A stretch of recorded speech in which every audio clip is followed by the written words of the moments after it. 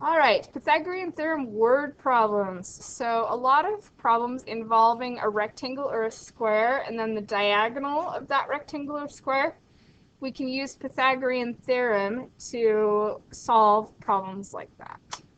So what we want to do is draw a picture and identify where the right triangle is in our picture. We want to label the sides of our right triangle as legs and hypotenuse. Then we will use the numbers that they give us for A, B, or C, wherever the right place for those are to go. And then we'll solve it just like we were doing on the last page of problems. This is page 13, I think, in our packet. Okay, here we go. Question 1.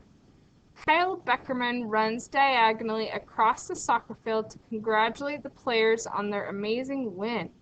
If the soccer field is 100 yards long and 60 yards wide, how far did he run? Okay, so usually I like to read through the entire problem once, and then I'm imagining a soccer field, so I think that's rectangular. I'm cheating and using my rectangle drawing tool so it looks really good. He runs diagonally, so let's look for keywords. Diagonally across a soccer field. So I'm assuming by that he means starting at one corner and running across to the other corner. Don't you think? So that takes our rectangle and splits it into two right triangles. I'm going to get rid of the arrows. Okay, so that's the length we're trying to find right there. If the field is 100 yards long and 60 yards wide, how far did he run? So I made myself a picture. I've got a soccer field that's a rectangle. I've got the diagonal. If you want, you can even, if you're artistic, you know, make it really fun with your pictures. There's a guy running from one corner to the other. Got our distances, 60 yards and 100 yards. And if you want, you put a variable there to say this is what I'm trying to find, is this length right here. So to do that, I have the legs and I need to find the hypotenuse. So to find the hypotenuse, remember from our last set of notes, we are going to square these numbers and add them together. So I'm going to take 60 squared plus 100 squared. Let's calculate that. So 60 squared is 3,600, and 100 squared would be a 1 and then 4 zeros, so 10,000. So that will give us 13,600 when we add those together. And then we have to square root that answer. So we're going to square root. So it's our last step, right? We squared them, we added them, and now we're going to square root that answer. So square root our 136,000. Let's find an approximate answer. So I'm picking up my calculator, typing in square root of 136,000. Hit the wrong button. Love it when I do that. Okay, and I got approximately, oh, I missed a 0. I was like, that's not a long enough number. There's 2 zeros. There we go. We got approximately 116.6. Did any of you put that in your calculator with me to see if you got that?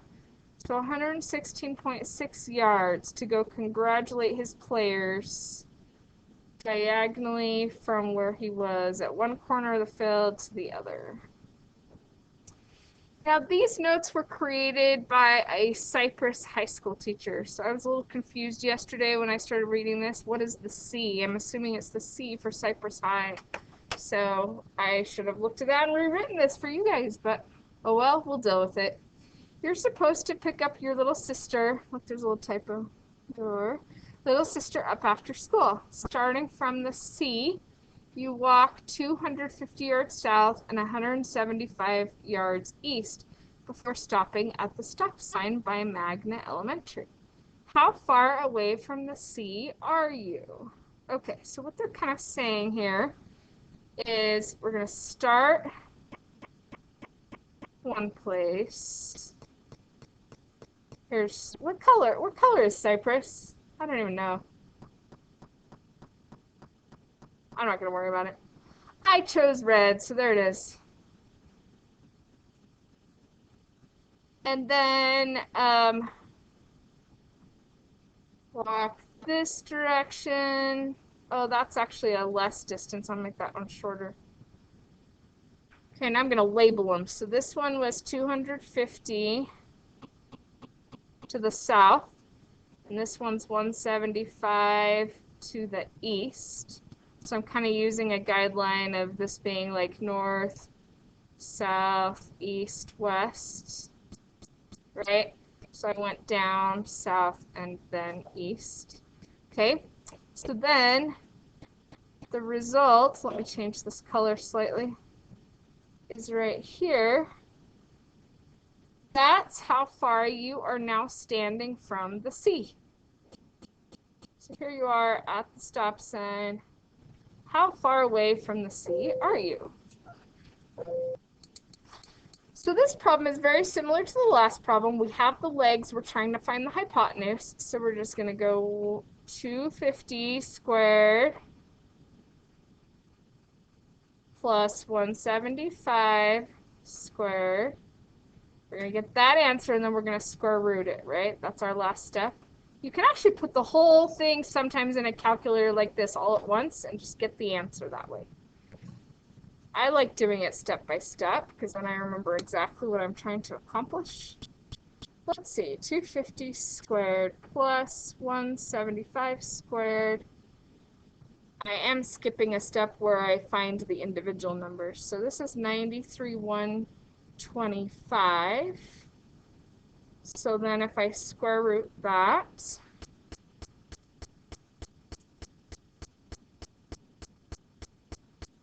it says the answer is 305.1. I'm just going to call it 305. 305 yards from the sea.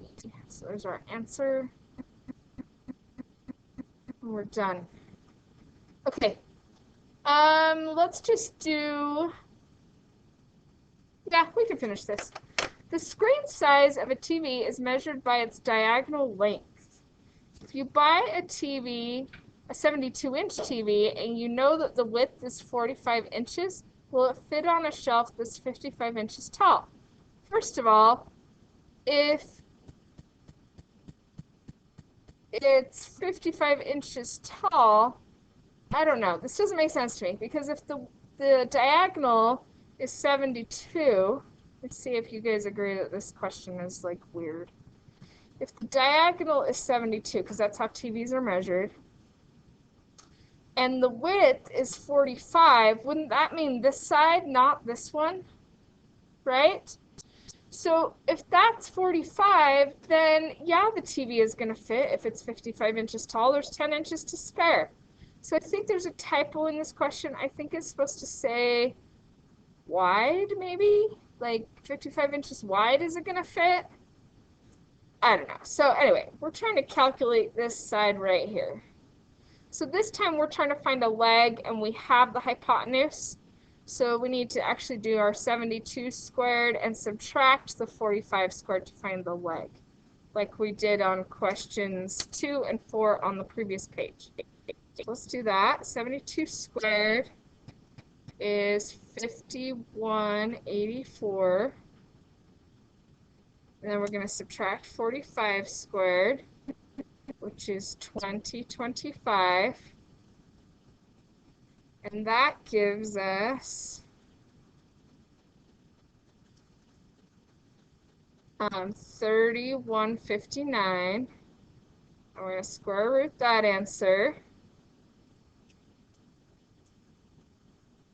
And that gives us 56.2. So if this is supposed to fit on a shelf that is 55 inches wide, is that going to work? What do you think?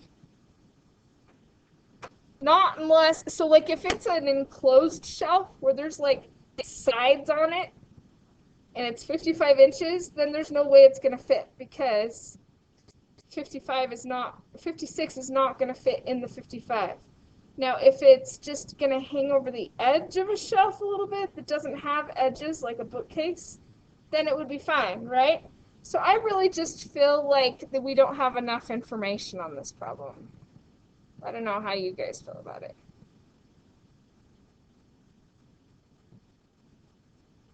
Okay. All right, number 4. An isosceles triangle has congruent sides of 20. The base is 10 centimeters. Find the height of the triangle. So I realize we just got through saying that isosceles triangle is not the kind of triangle that we would use Pythagorean theorem for. Isosceles has 2 congruent sides. Now, I think it needs to say, oh, maybe this is trying to be really sneaky. I think that this is an even harder problem than I realized. I haven't looked at this one yet. So I'm going to redraw this like this. These 2 sides are 20. This side is 10. We're trying to find the height. We can do that because all we do is draw an altitude perpendicular to the base. So that means that this base of 10 for that triangle right there is only just going to be half of that, which is 5, if that makes sense. So to find the other side here, the height, I could call it h or whatever. I'm going to take the longer side, which is 20, and subtract the smaller side, which is 5. Make sure I square them. So that'll be 400 minus 25.